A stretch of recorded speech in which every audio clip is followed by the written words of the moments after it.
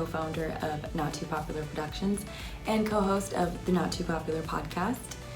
This is my channel where I talk about business and work-life balance, and in today's video, I'm going to be talking to you about networking and how it'll be very beneficial to your business as a solopreneur or an entrepreneur. Got a little different setup today because I'm actually in Huntington Beach at a networking event, and today we're going to be talking all about networking events. All right, let's dive right in. Okay, so you're going to want to first and foremost create a budget.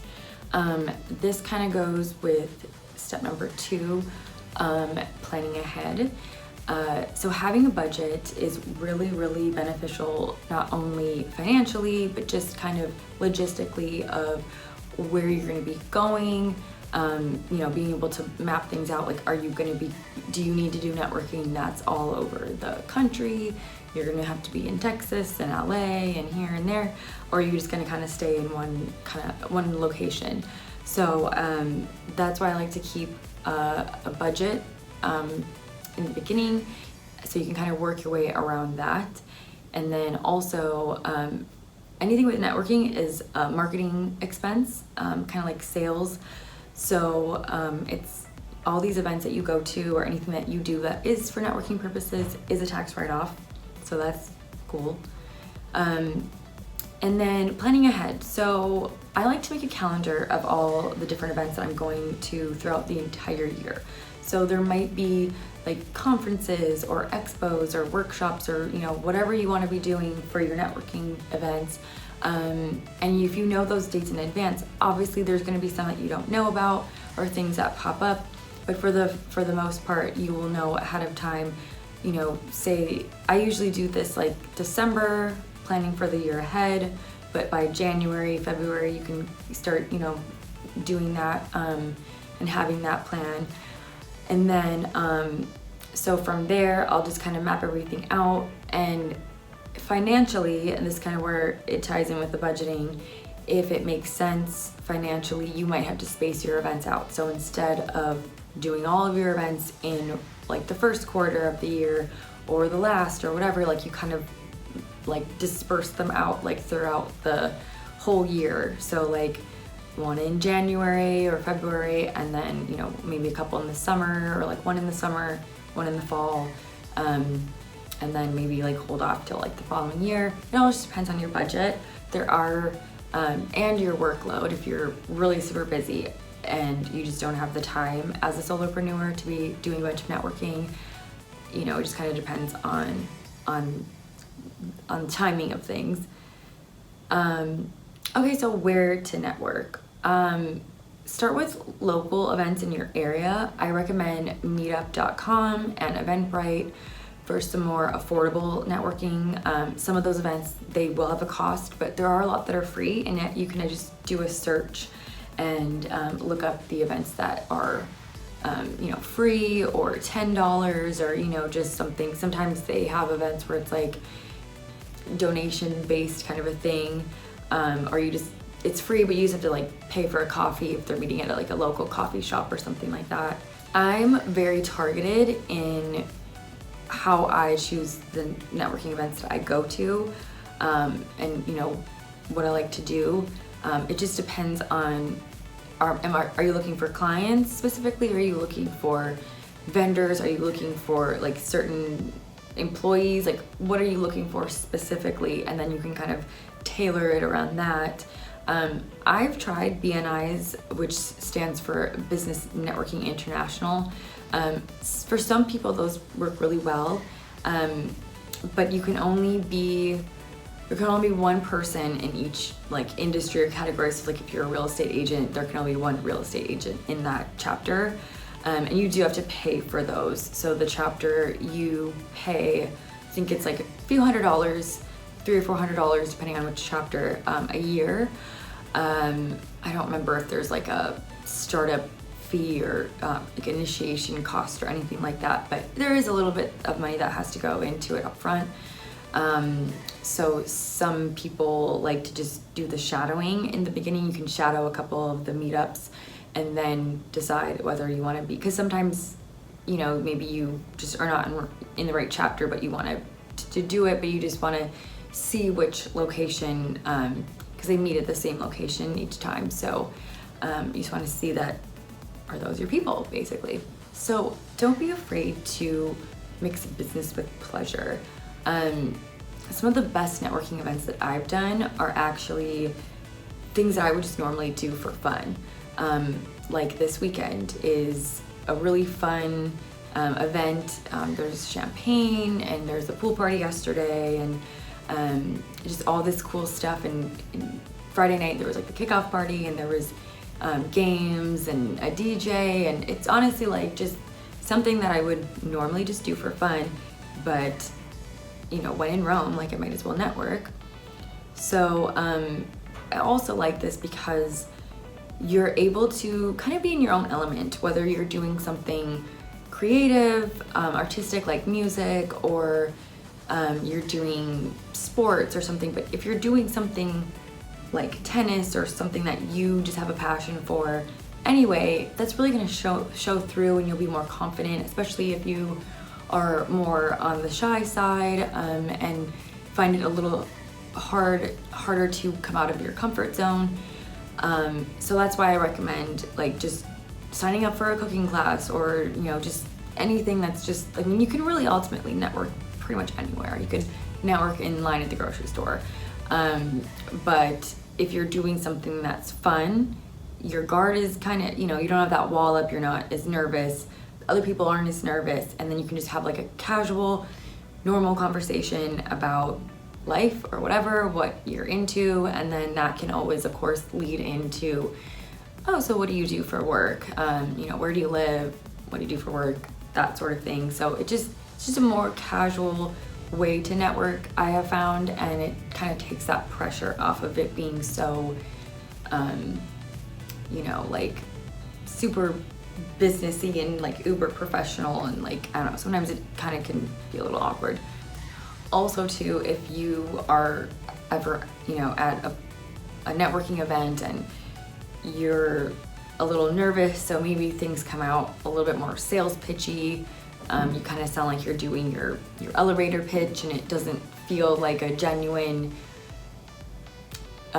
normal conversation.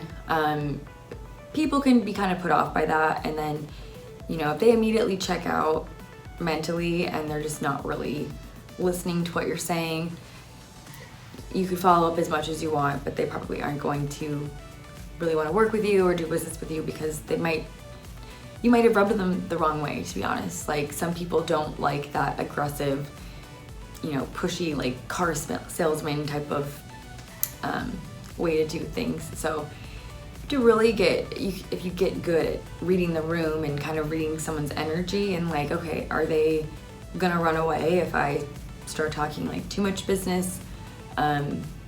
So again, even when you're at a place that's like specifically for networking for business, sometimes it's just like a psychological thing. People just get like uncomfortable, or I don't know. So yeah, definitely try to build up the rapport first, and then you can always schedule another meetup later to like really go into details about your business, what you do, the services you offer, etc., etc. Okay, so icebreakers. If you are more on the shy side, or you just kind of don't know like how to strike up a conversation, I think it's good to just have some icebreakers like in general in the back of your mind. It's just helpful. Something simple like, oh, like what kind of cocktail is that? Yesterday at the pool, there was all kinds of cocktails, and it's a champagne event, so obviously there's a lot of cocktails with champagne in it, but you know, some of them are really fruity or have some fun, like some fruit on top, or a little umbrella, or like just something. And so it's, you know, that's a great conversation starter of like, oh, what cocktail did you get? Do you like it? Blah, blah, blah. And then from there you can kind of go into other things like, do you live around here?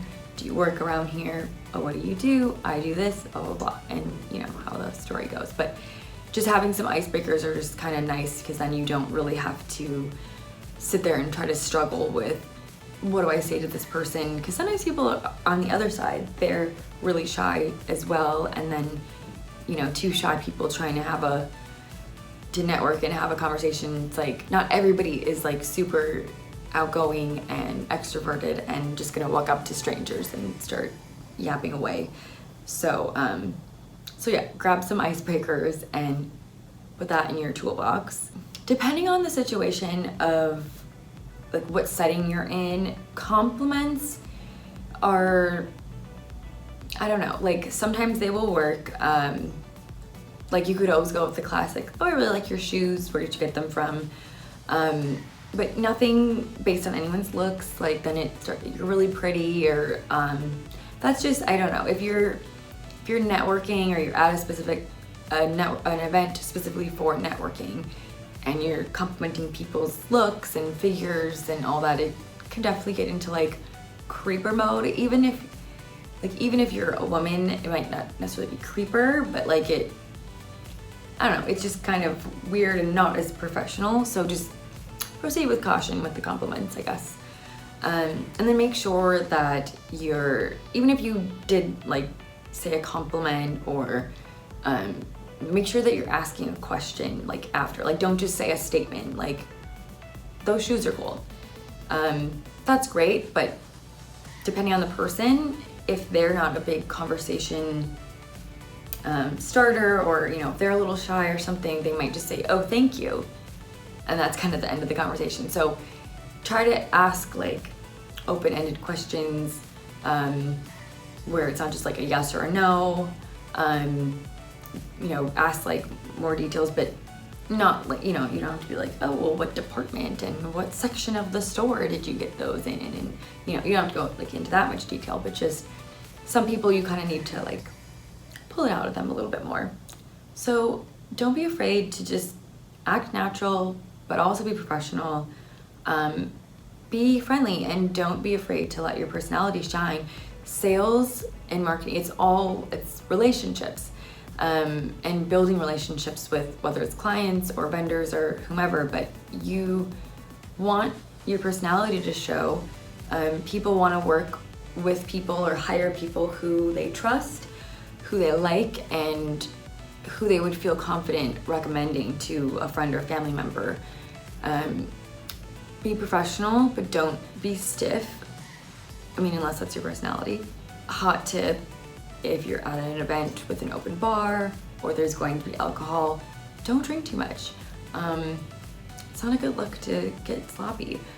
Even if the networking event has like a full bar, open bar, or you get like, a free drink, you kind of get drinks, just try to stick to one, maybe two, and sip very slowly.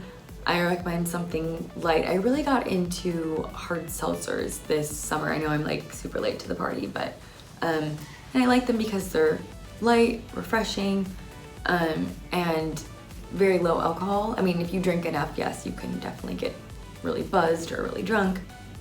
If you're just sipping, a White Claw slowly over the course of an hour or two, like it'll be fine. I'm sure it'll be fine.